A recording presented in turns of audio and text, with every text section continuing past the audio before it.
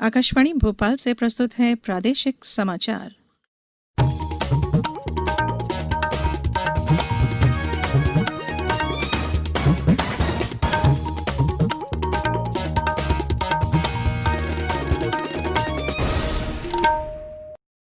नमस्कार, समाचारों के साथ मैं धारणा सचदेव।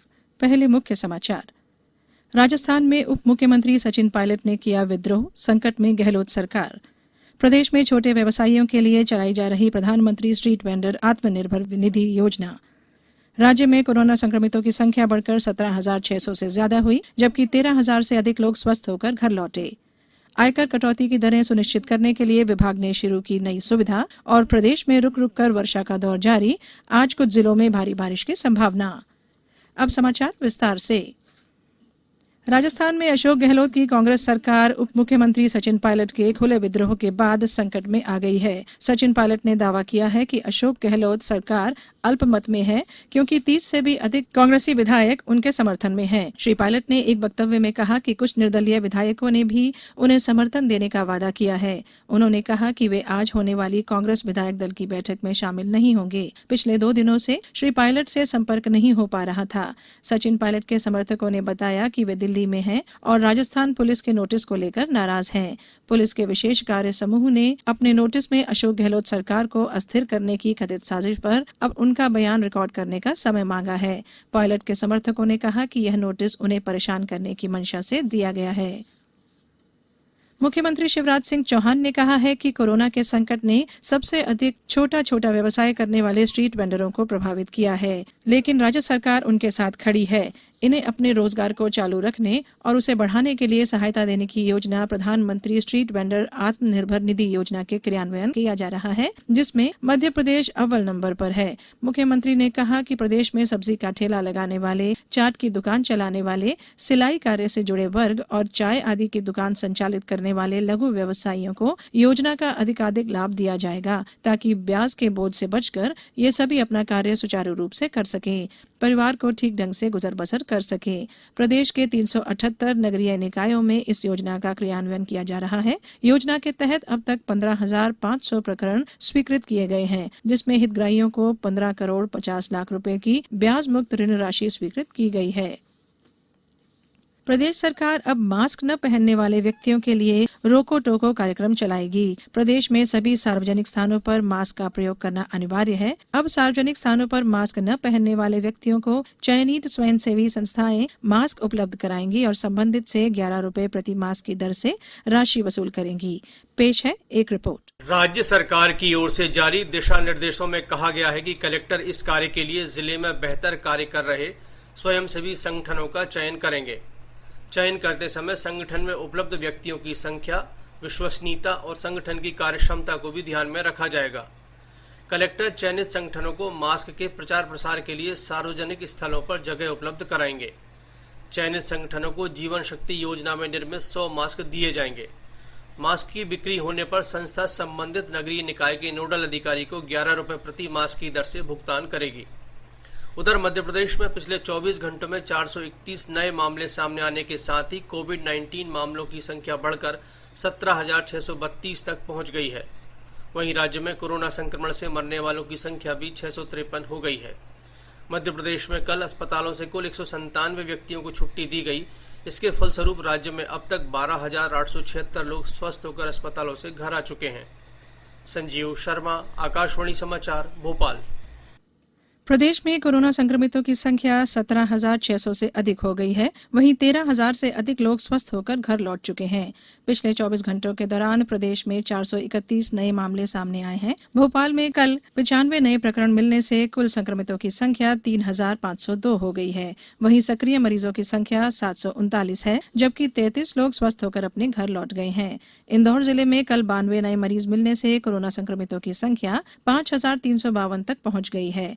वहीं 4 और मौतों के साथ कोविड-19 संक्रमण से अब तक 269 मरीजों की मृत्यु हो चुकी है। जिले के विभिन्न अस्पतालों में 1066 कोरोना प्रभावितों का उपचार जारी है। खंडवा जिले में कल 8 रिपोर्ट पॉजिटिव आई हैं, जबकि 15 मरीजों को स्वस्थ होने पर घर भेजा गया है। जबलपुर जिले में किल कोरोना अभियान के तहत अब तक 4,09,000 घरों के 20 लाख से अधिक लोगों का सर्वे किया गया, जिनमें 2,107 लोगों में कोरोना संक्रमण मिला है। ग्वालियर में कल 111 कोरोना के नए मरीज मिले हैं। श्योपुर जिले में कल एक व्यक्ति कोरोना पॉजिटिव पाया गया। नीमच में कल प्राप्त 38 रिपोर्ट में से केवल एक रिपोर्ट पॉजिटिव आई है। शाजापुर जिले में कल 19 नए कोरोना पॉजिटिव मिले, वहीं मुरैना में 31 नए संक्रमित मिले हैं। ये समाचार आप आकाशवाणी भोपाल से सुन रहे हैं। हमारे समाचारों को अब आप कभी भी और कहीं भी अपनी सुविधा के अनुसार सुन सकते हैं। ये समाचार बुलेटिन यूट्यूब, ट्विटर और फेसबुक पर AIR न्यूज भोपाल पेज पर सुने जा सकते हैं। इसके अलावा आप हमारी वेबसाइट newsonair.com पर या AIR न्यूज ऐप पर भी समाचार सुन सकते हैं। ब्रेक के बाद समाचारों में एक बार फिर आपका स्वागत है।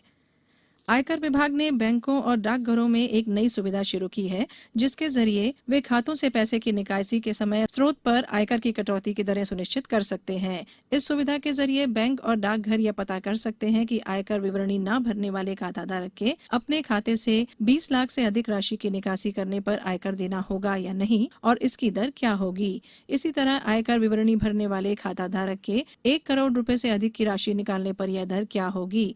केंद्रीय प्रत्यक्ष कर बोर्ड CBDT ने कहा है कि अब तक 53,000 सत्यापन अनुरोधों को इस सुविधा के जरिए सफलतापूर्वक निपटाया जा चुका है। इस सुविधा का ब्यौरा देते हुए CBDT ने कहा कि अब बैंकों और डाकघरों को पैसा निकालने वाले खाताधारक का सिर्फ पैन नंबर दर्ज करना होगा और इससे स्रोत पर आयकर की कटौती की दर का पता चल जाएगा। बोर्ड ने कहा है कि फिलहाल आयकर विवरणी भरने वाले करदाताओं से 1 करोड़ रुपए तक की निकासी पर 2% की दर से कटौती की जाती है।